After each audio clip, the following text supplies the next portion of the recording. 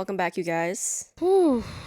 It's been a really weird week. And I'll say it's really weird because it definitely feels like the last few weeks of the Chinese zodiac year of the snake, which is all about shedding and letting go of what doesn't serve you and what you no longer need to carry on your back, so to speak, before we enter the year of the horse. And just when I think that I have done enough changing, I do more changing. But it's all internal, and it's kind of like when you plant a seed and there's all that work that goes on underneath the soil that you just don't see until something comes bustling out of the soil. That's how my life has felt like these days. It always starts with something that I learned during my alone time that just trickles over into the days to come. And this past week has been all about purging. I literally feel like a snake that is shedding her skin. And it started this one night where I just had this really, really intense instinct to unfollow everybody on Instagram. I get this instinct like once in a while. I'm sure a lot of people do. You just kind of like, you're scrolling on Instagram and you see a post from somebody, you're like, why do I follow this person? Still, maybe at some point it made sense for me to follow them, but not anymore. So I've had that moment before, but usually in the past I've just muted them. So it's kind of like I'm not following them at all. So it just feels like I'm holding on to them as some sort of formality. But what do you know? I was listening to a Damon Dominique video. I think this is still the aftermath of that period when I was rewatching all his videos. And he said something about how if he doesn't know who this person is, if they haven't talked in a minute, then there's no point in following. Something clicked in me. I was like, why am I still following these people too? So there's one night, I think I was feeling really hyper at 10:30, which is a big deal because that's around the time that I've been going to bed these days. And I was on Instagram on my desktop because I don't go on Instagram on my phone anymore, or I rarely do. And I had a moment where I was like, why am I still following this person? So I unfollowed one person and then I unfollowed the second person, and I just went down my entire following list for maybe 2.5 hours. Is that an exaggeration? 2.5 hours feels like a lot of hours, but I think in the end it ended up being around that time because I was following over 1,000 people, which if you think about like the actual number of people that is, if you imagine them in person, that's a lot of people. That's too many people to want to like have a brain space for. And most of the cleaning out was not the unfollowing part. It was like the figuring out who this person is part. At a certain point, I just had to streamline it and be like, wow, I don't know who this person is and I don't need to, and that's okay. And it really felt like by the end of it, it's not like I'm on Instagram anymore, but there's something about it that just made me feel lighter. And that energy carried over into the following days when I was sitting down in my room and I just had this urge to purge everything I own, starting with my clothes. I say starting with my clothes because right now I'm still kind of looking around. I'm like, I don't really, do I need this thing? Do I need this thing? Can I find somebody to give it away to? But in the beginning it was clothes. And I have thought about giving away everything I own many times in the past. Usually after coming back from a trip and realizing how much work it is to carry a bunch of luggage. I only travel with the carry-on, which I don't know why I even have that thought, but I think it's because I always end up having this instinct to want to move across the country or to a different country, and I think about all the stuff that I own. I'm like, oh, I need to get rid of a lot of that stuff. And there is this concept that Damon talked about in his video that's called Swedish death cleaning. It's morbid, but the philosophy is basically cleaning out your belongings to a point where if you were to pass, morbid, your family members and loved ones would not be burdened with going through too much stuff. It would be doable. And I really like that as a philosophy. It's very like Marie Kondo, but to an extreme. And while I was traveling, I realized I actually didn't need that much stuff to be satisfied. Like when I say I lived out of a suitcase, I lived out of a carry-on backpack. It was small. I owned maybe 8 pieces of real clothing, and I wore that for 3 months. Yeah, I did a lot of laundry. I didn't think I was stinky smelly, but I just made use of my capsule wardrobe. That was a capsule wardrobe. I've never done that before for that long. And there is something very freeing about it. Very empowering because I know I can do it, but also freeing in that it freed my mind from even having to think about what to wear, because I had like 2 or 3 options of what to wear. And most of the time that option was made for me based on what was clean. It really freed up some space in my mind. And when I came back here, there's an overwhelming amount of stuff that I have. So yeah, I really, really needed to get rid of stuff, and not in like a normal way, like, oh, I feel like spring cleaning.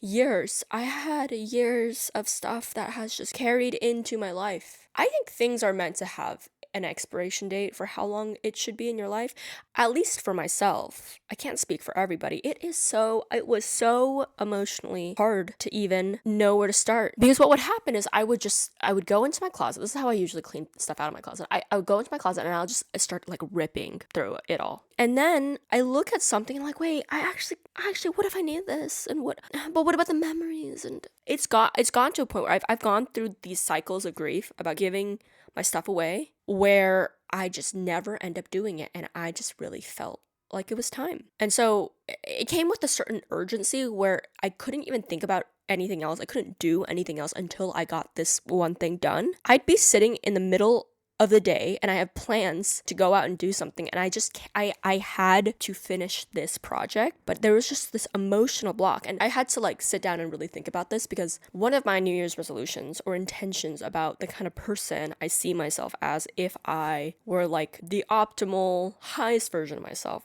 is somebody who doesn't cling. And clinging in terms of things, people and relationships, experiences, I let life just wash over me. I am just a passenger on the river of life, so to speak. And I was thinking about this mentality I had with my clothes. I'm like, that's not very river of life of you, Sophia. You're not really floating here. You're kind of holding really tightly. And I realized that there were certain items that were specifically hard for me to give away because I felt like I didn't get enough use out of it, and there was guilt associated with that, and I feel like maybe I could get some more use out of it and then it would be worth it, and then the life that it lived in my closet, that life could be accounted for. Or there was some attachment to a version of myself that I'm not ready to let go of yet, and I realized there was so much internal emotional work that I had to do before I could physically shed the skin. So what did I do? I journaled extensively, of course, but particularly to address number one being feeling like I haven't made use of it. I had to literally look at this object in front of me, whether it be a t-shirt or a scarf or a belt or some stupid hat that I bought. I've bought a lot of stupid hats in my life, and I'd say, you served your purpose, and thank you for serving your purpose. Your purpose was not to stay in my wardrobe for 10 years and live a long-term relationship with me, but your purpose has been served, and thank you. And now it's your time. I'm literally looking at my hand as if I'm saying it to my hand. Now it's your time to serve a purpose for somebody else. Thank you. Into the donate/giveaway pile. Okay, so I did that with most of the things I owned. The stuff that I couldn't get rid of because it represented a part of me that I feel like I hadn't grieved yet or let go of yet, or a relationship because it reminded me of someone, I wrote a letter. This is my whole week, guys. I was not able to go to bed because I wanted to get rid of all this stuff. There's so much urgency. This is when I'm shedding, okay? I wrote a letter to the person who this item reminded me of, and I did the same thing I did to my hand, but I had to write it down because it was more than just the thing. It was about me, or it was about a relationship, and there were some loose ties that were not tied up that I had to tie up. So that took about 2 really crazy days. And then after that, I invited 2 of my good friends who unfortunately lost their home last year and all of their belongings over, and I had them take their first pick of everything. I said, literally, it got to a point where I was getting into my own closet of things I didn't even decide to give away, and I was just giving things away left and right, because at this point of the purging cycle, nothing belongs to me. Everything is borrowed. I'm like, oh, you want this shirt I just bought yesterday? Have it. You like the curtains on my, you like these curtains? You can have them. And there was something so gratifying about getting rid of all this stuff. Finally getting rid of all of this stuff. I felt like, when you're like in the middle of deep cleaning, hours and hours, and you stop and you're like, oh shit, I'm tired. I was like that for maybe 3 days straight, and finally it felt like my room is clean. To be fair, I still have a suitcase and a half worth of stuff that I'm gonna try to sell on Sunday, but if I don't sell that, I'm just gonna donate it. I've already made peace with everything that is living in those suitcases right now. After I got rid of everything, I found myself wondering what was getting me to cling on so much to all of these things. And as much as I was clinging on to these items, I'm clinging on to a version of myself or a relationship. I just hadn't taken the time to really process and let something go. So I've just let these identities and emotional baggage just keep, layering over layering covering, painting over my psyche, so to speak. And I don't think that it is as ritualized or normalized to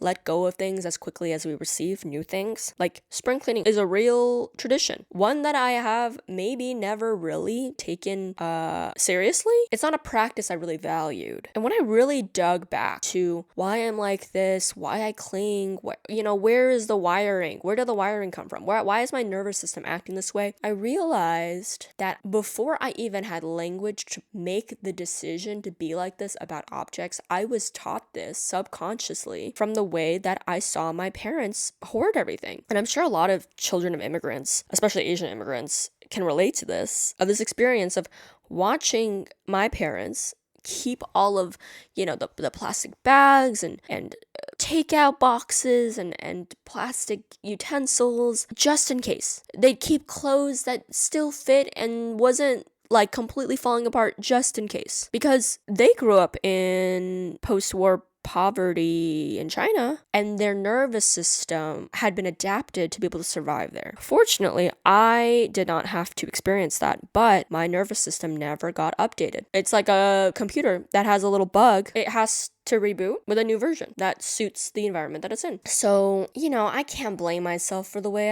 I am. And this relationship that I have to things, I also realize I have with time, moments, experiences that feel so special that I just need to just suck the life out of it. I have to be so hyper grateful and just sit and take it in, keep your eyes open and don't miss a second of it because it's just gonna be gone. I didn't even realize I had that in me. I knew I was a sentimental person. I knew that I can be really thoughtful about things, but I never saw myself as somebody who hoarded things. But I can admit now that the way that I interact with the world, or have interacted with the world, is not exactly how I wish to interact with the world moving forward. I wish to be somebody who can just, like I said, ride the river of life and let things pass through me. The way I am with clothes and things and moments in time, I'm also in relationships. I have a scarcity mindset. My nervous system is so programmed for endings and scarcity